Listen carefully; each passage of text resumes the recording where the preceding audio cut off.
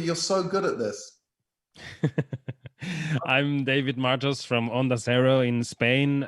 Paul, Alan, thank you very much for being with us today. It's a pleasure. Of course.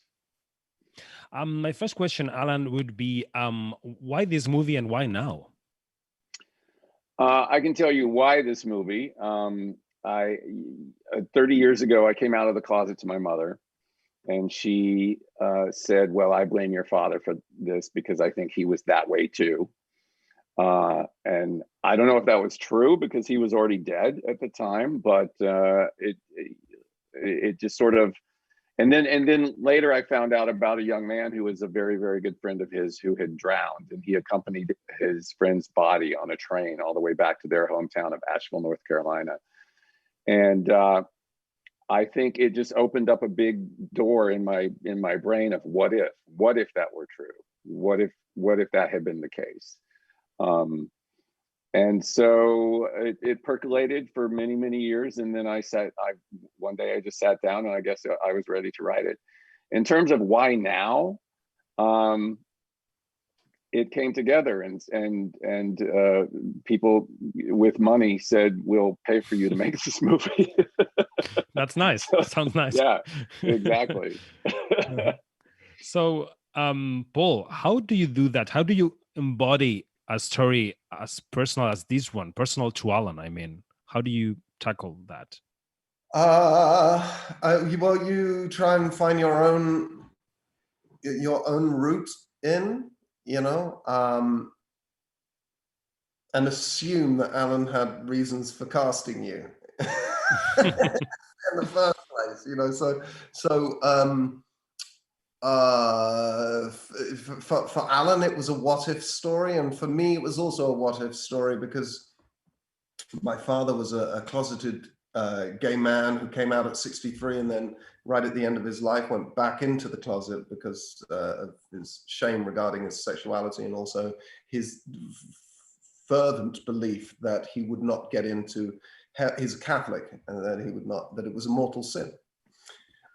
So my sort of motives for making the movie and the motor that drove me was an imagining of what if my father had been able to shed all of that dogma and shame that he felt regarding his sexuality. Mm-hmm. Given that your two stories are so powerful and strong, I would say, do you think we have an evident lack of reference from these kind of stories? I mean, in films, in series, Alan, do you think that we need more of these stories? When you say these stories, what do you mean? Stories of people overcoming their shame and... For example, that, yeah. Yeah, I think we need a lot more of that. Anytime there is a story about a real person overcoming their own personal demons or cultural or societal limits on who they can be, yeah, I think that's a pretty timely story that will never go out of style. Mm-hmm. How would you define Alan as a director on the set, Paul? He's an empath, which is often not the case with directors. Directing being one of the last dictatorial positions, besides recently the President of the United States, left open to sociopaths. A lot of directors are sociopaths. A lot of actors are sociopaths. I might be one. I'm just good at performing empathy.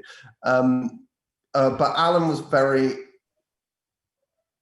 really empathetic, understood who was carrying the story. Okay, so that's what I mean. We have a really great DP, really great director of photography, young, very new but brilliant.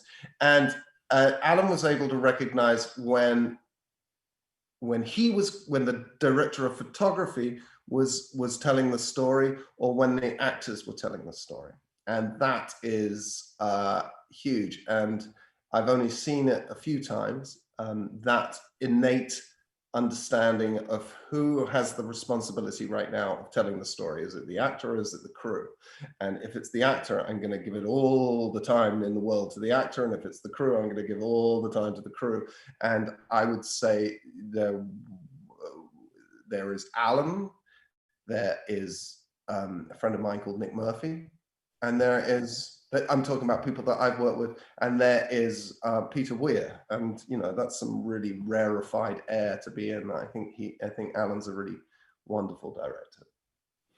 Unfortunately, we have to wrap it up because our time is up. Thank you very much, guys, and congratulations on the film. Thank you, David. Thank you. Thank you for listening to us talk bullshit.